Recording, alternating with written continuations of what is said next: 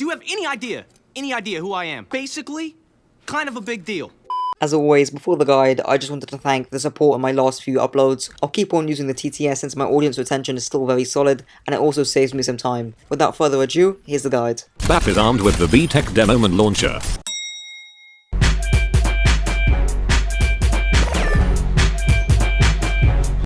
This shoots a 3-round burst dealing 25 damage per round, with a rate of fire of 1 burst per 0.65 seconds. Bap can also fire healing nades, traveling at 60 meters per second, with a splash radius of 3 meters, dealing 50 healing, with a fire rate of 0.8 seconds. Here's a little bit of tech to start off with. Firstly, fire your healing nades into the air before a teamfight to either double your healing output, or simultaneously heal and damage. Secondly, you can perform an animation cancel with your nades by using melee straight after. Thirdly, you can simultaneously heal and deal damage by using your heal nades first, then immediately shoot after. You can shoot while healing at no extra cost to your healing output. You shoot your bullets slightly slower, however the healing grenades keep the same fire rate.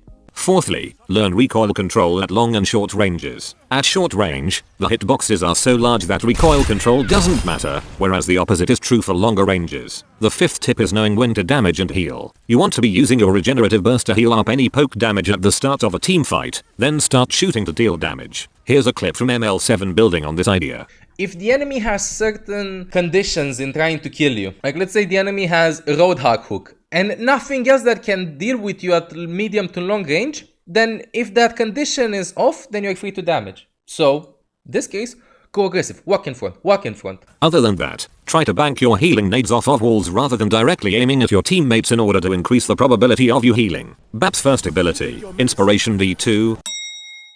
Bap activates a burst of healing that does 30 per second, lasting 5 seconds, with a radius of 10 meters. It also has a short cast time of 0.3 seconds alongside a cooldown of 13 seconds. Before usage, here's a little bit of added info about how the burst works. Firstly, once you activate Bap's regenerative burst, allies can go out of the 10-meter radius and continue to get healed. Hence it is not a second-to-second ping. This means you can use regenerative burst before an EMP and still have the healing. Secondly, the healing effects will not go through if your teammate does not have line of sight, or they are on the other side of an enemy barrier. Thirdly, you can weave in your regenerative burst while using your heal nades without jeopardizing your rate of fire. Fourthly, your regenerative burst will interrupt your triple shot burst, jeopardizing your fire rate. For the fifth tip, you can activate your amplification matrix and your regenerative burst at the same time. Lastly, and perhaps most importantly, if you activate regenerative burst, but an ally is out of range or line of sight, then they travel into range or line of sight during the 5 seconds that regenerative burst is active. They will not receive the healing, which is the exact same as Inspire. There's not much in terms of usage as it's practically Bap's second passive ability. However, the most important piece of advice is to use your regenerative burst early instead of late into the team fight for the following reasons. Firstly, your teammates do not need to be in line of sight as soon as you activate your burst early. This is useful for when you are running Bap with mobile heroes, as your teammates can receive the added healing no matter the range, as long as you activate it when everyone is grouped up. Secondly, you are allowed to do damage whilst you passively heal up any poke damage as mentioned before. Thirdly, regenerative burst will come back online earlier, which will give you added healing in a prolonged teamfight. Bap's second ability, Moth Lamp,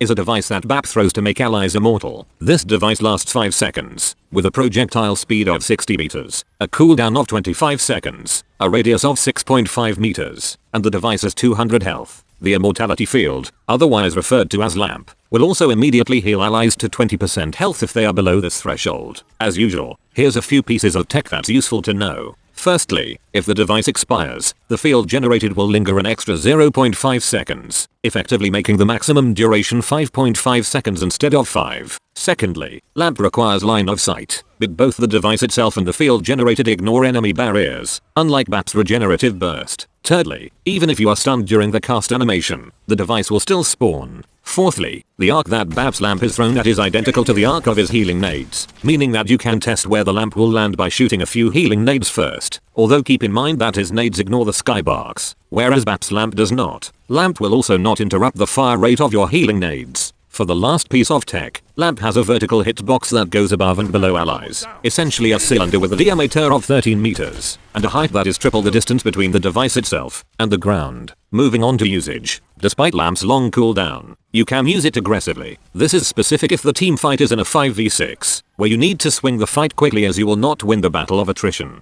An easy way of using Bap's lamp is in combination with his ultimate, where you toss your lamp in a corner, then you use your ultimate to dish out higher levels of damage whilst not being able to die. This leads me nicely onto the point of wanting to put your lamp in a corner, or at an off angle, as your Overwatch states here. Whereas, notice here, upon hearing the Genji blade come in, I toss the lamp off of the Bastion, where it'll still give him its effect, meaning that the Genji would have to do a 180 turn to turn around to slash it. This is simply so your lamp does not get destroyed unless the enemy team push extremely far in a short period of time. A more defensive use of lamp is to throw it in the air when you think Sombra is about to EMP you. The hack from EMP will not affect lamp as it has not spawned on the ground yet, meaning that it will still be active after EMP. Lower level players also tend to throw their lamp when a teammate has overextended, or when they feed. The only time you should throw your lamp to save a teammate is if they are your win condition. For example, if your win condition is grav drag, and your Zarya gets hooked into the enemy team, using your lamp may still keep that win condition alive. However, if your Reinhardt pins into the enemy team after you just capped first point, using your lamp is pointless. Lastly, I'll go over when to heal your teammates or to damage enemies when you have used your lamp.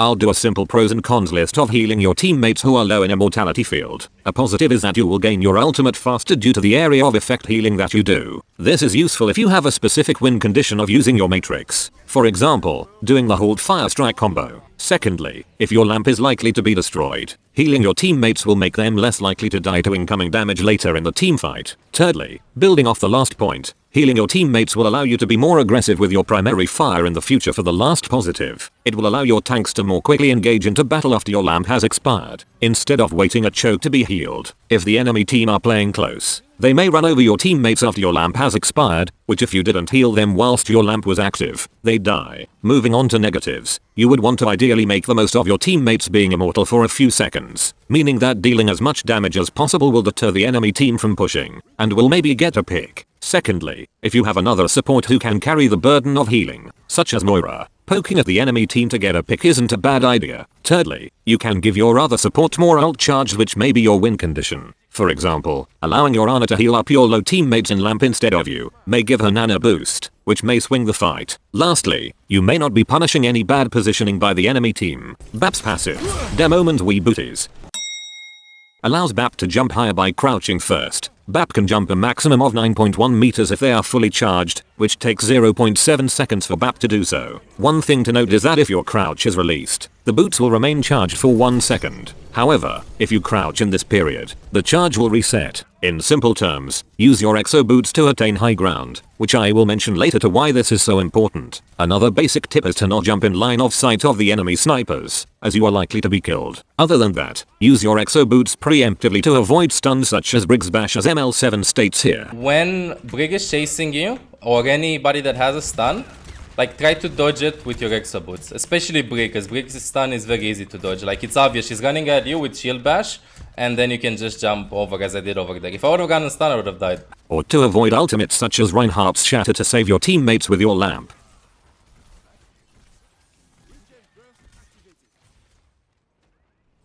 Bap's ultimate, WillNE,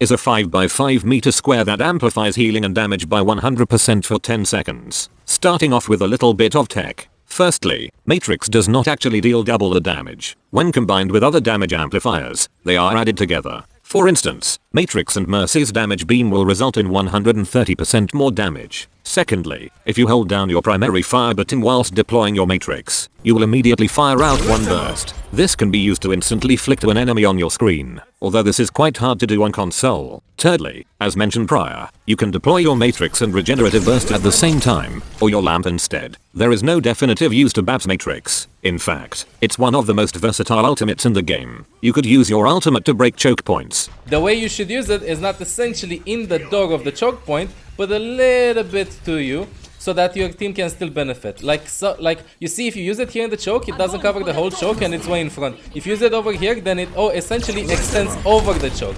To burn through as in a transcendence in a grav. Like you place it over here, and then you essentially try to melt through it, okay? You need a little bit of extra damage in that scenario. But essentially you place it in front of the grab and not over here in the back, because if you place it in the back, then only you will benefit from it. Or to burn down the opposing Orisa shield when she puts her second shield down. Shoot. Now we shoot. Place a second shield, ult in front, break it, so Orisa doesn't have the cooldown up again.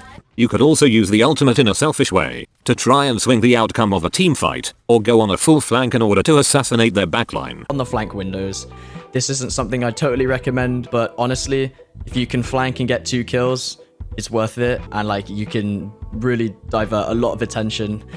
This definitely isn't something you want to be doing every game, but if you see an opportunity where this might happen, and you need to do a little bit of a risk assessment, so you need to think, if I die doing this, which is highly likely, am I going to be throwing the game, or am I confident in my ability to pick up at least 2 kills doing this? That even if I do die, I will have secured 2 kills and essentially won the fight. I would be cautious of doing this in the highest of ranks, although it is viable in 95% of ranks. The last major use of his ultimate would be using it on one friendly teammate, to either do added healing to survive an ultimate such as Grav, or to do added damage to one-shot people. Another added purpose of doing this is to make your teammate gain their ultimate twice as fast, which is most evident with a hero such as Ana. Another niche tip before moving on, if you are feeling mechanically confident, you can quite easily kill a Pharah being pocketed by a Mercy, so don't be afraid to take this duo on. Now onto positioning. If you're running a dive composition, which you shouldn't be running as it's suboptimal, but regardless, you should be trying to play on high ground. Right now the platform is close, so I'm going to make use of this platform because we're playing with dive comps. If you're playing like with Orisa Hog, yeah, you can play from over there in the back. But if you're playing, I don't want Diva to get the mech. If you're playing like with dive comp, then this position is very good for any healer that can get to it. This is because any DPS that may contest you will most likely be dove upon. High ground gives you free cover, and allows you to hit your heal nades more easily, which is already difficult with dive. In general, however, you want to be hugging corners, and playing around natural cover as normal in order to effectively hide your immortality fields. You also want to be within a 10 to 15 meter radius of your tanks to land your regenerative burst, whilst still being close to your other support for peeling. Playing close to high ground will also grant you the chance to make a play with your matrix. By the way, see, I'm using my mobility to try to get high ground. Who can get to me on high ground? Reaper TP in the middle of the team fight? Quite rare. Brig, Orisa, Zen, Hog, Ash dead, no problem, free high ground for me. An example of this would be on Route 66 second point defense, where you may want to jump up on the open roof to gain a wide angle to utilize your matrix to try and swing the fight. For the final part of the guide, I'll be going through backline synergies as usual. Bap Brig. This is built for double shield poke comps that are susceptible to dive. Brig's Inspire and Bap's regenerative burst can provide a mercy beam to all teammates affected by it for 5 seconds, which is also very powerful. Keep in mind, against Bap Zen, you want to close the distance as you have less poke damage. Bap Zen, this is the most alike to a glass cannon. With a high amount of poke, hence you should be playing this with double shield, but lowest amount of healing, and no ability to kite danger. One tip is to not use Lamp whilst your Zen uses Transcendence, so try and use Lamp after the 6 seconds if you need it. Bap Lucio, unless you're running Brawl, please just don't run this duo. Bap Mercy, this is most suited to double shield bunker comps, although dive can be a viable option. If you run dive, you can play more aggressive whilst letting your Mercy heal up the majority of the damage. However, perhaps a Brig or a Zen is more suited for added sustain or poke respectively. Bap Moira, this duo has the most raw area of effect healing in the entire game. This suffers from the same problem as Bap Lucio, but to a lesser extent. In this duo, attempt to play more aggressive, and allow your Moira to do the majority of the healing. Bap Honor, this duo is potentially the most versatile, with the worst pairing being with dive. Your DPS may struggle to get any healing, hence running self-sufficient characters such as Reaper may be optimal. You also want to be more conservative with your Lamp due to the lack of any defensive ultimate or lack of escape from both support. Well, that's the guide. If you enjoyed, don't forget to like, sub, and comment. If this video also helped to raise your IQ, be sure to share it with your friends to also raise theirs. Until next time. You, big boy with that big broom, big boy how I come through, big boy with that